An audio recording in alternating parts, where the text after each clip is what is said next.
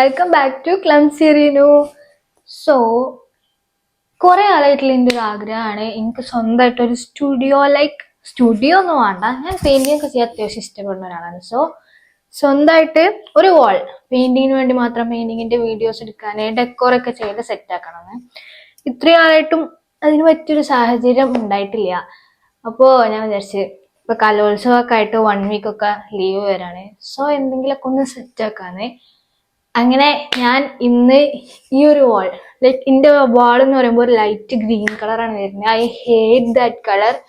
അപ്പൊ ഞാൻ ഇന്ന് ഒരു വാൾ മാത്രം കംപ്ലീറ്റ്ലി അവിടെ വിൻഡോസ് ആണ്. സോ അത് ഓപ്പൺ ചെയ്തിട്ട് കഴിഞ്ഞാൽ നാച്ചുറൽ ലൈറ്റ് അടിക്കുന്നതിലേക്ക് ഈ വാള് കംപ്ലീറ്റ്ലി വൈറ്റ് അടിച്ച് ഇവിടെ ഒരു ഓർഗനൈസർ ഒക്കെ വെച്ച് ഇതിന്റെ പെയിന്റിങ്ങിന്റെ സാധനങ്ങളും ഞാൻ പിൻട്രസ്റ്റിൽ നോക്കി ഒരു ഇൻസ്പോ വെച്ചിട്ട് അതേപോലെ ആവുമെന്ന് എനിക്കറിയില്ല. But we can give it a try.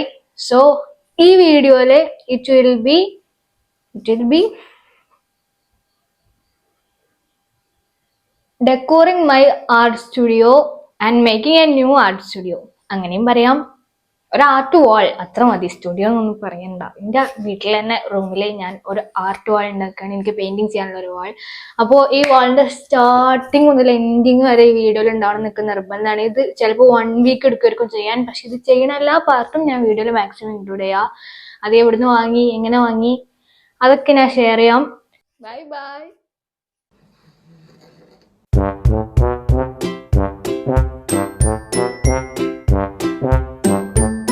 Hello, so today is the second day of our studio makeover. So ഇപ്പം നമ്മൾ ആനടിക്കൽ പരിപാടിയൊക്കെ തുടങ്ങിയേക്കണേ. ഈ ഒരു ഓർഗനൈസർ ഇത് കുറച്ച് പഴയതാണ്. ഞാൻ DIY ആയിട്ടൊന്ന് പെയിന്റ് ഒക്കെ അടിച്ച് സെറ്റാക്കി എടുത്തു. പക്ഷേ കംപ്ലീറ്റ്ലി പെയിന്റ് അടിച്ചില്ല, ഫസ്റ്റ് കോട്ട് മാത്രമേ അടിച്ചുള്ളൂ. സെക്കൻഡ് കോട്ട് ഇനി വെച്ചിട്ട് അടിക്കുക വിചാരിച്ചത്.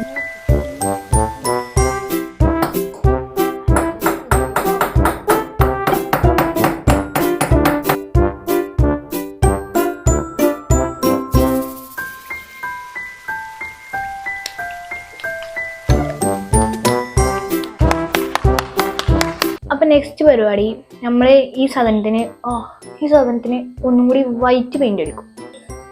സോ അപ്പം നമ്മൾ ഈ സാധനത്തിന് വൈറ്റ് പെയിന്റ് അടിക്കാൻ പോവാണ്. Let's do it. ഒരു കാര്യം പറയാനുള്ളത്, കസാരമൊന്നുമില്ല.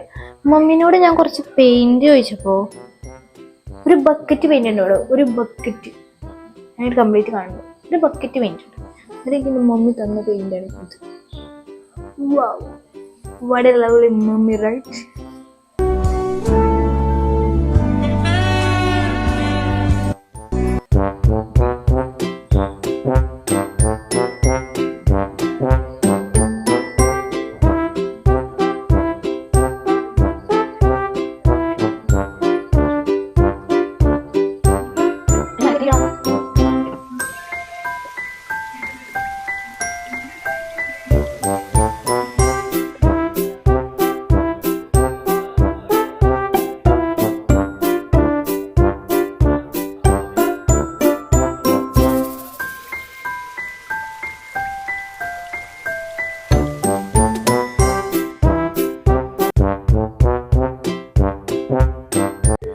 സോ ഇപ്പോൾ ഞാനത് പെയിന്റ് അടിച്ച് കഴിഞ്ഞ് അത്യാവശ്യം clear ആയിക്കണേ.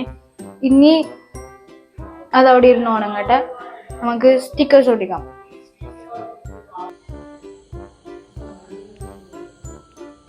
Hello, welcome back to the second part ഒന്നും പറയില്ല, നമ്മൾ അന്ന് ചെയ്തു വെച്ച പരിപാടിയാണ് ദിസ്.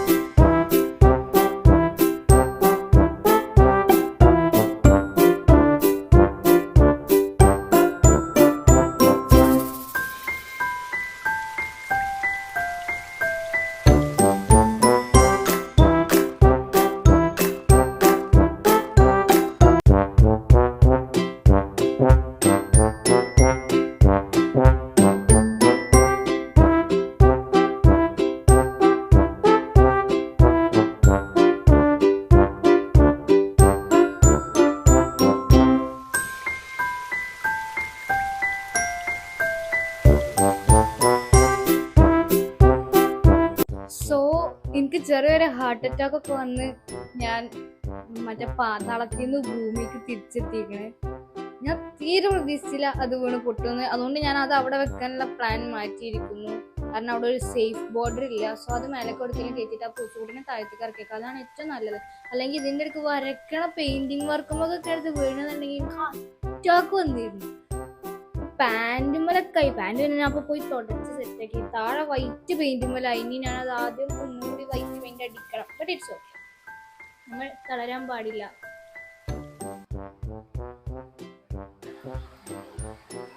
ഓ എന്നാലും തിരിഞ്ഞേ ഊരു കൊച്ചു കഴിവ്.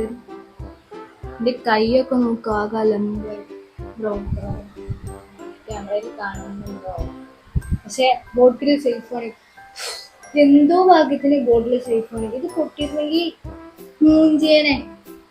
അപ്പോ ഇത് തൽക്കാലം ഞാൻ അതില് വെക്കണില്ല. വേറെ ഷിറ്റ് വേറൊരു ബോക്സില് എടുത്ത് വെക്കും. എടാ ഇത് തുറന്ന പോലെ അടക്കാൻ പറ്റും.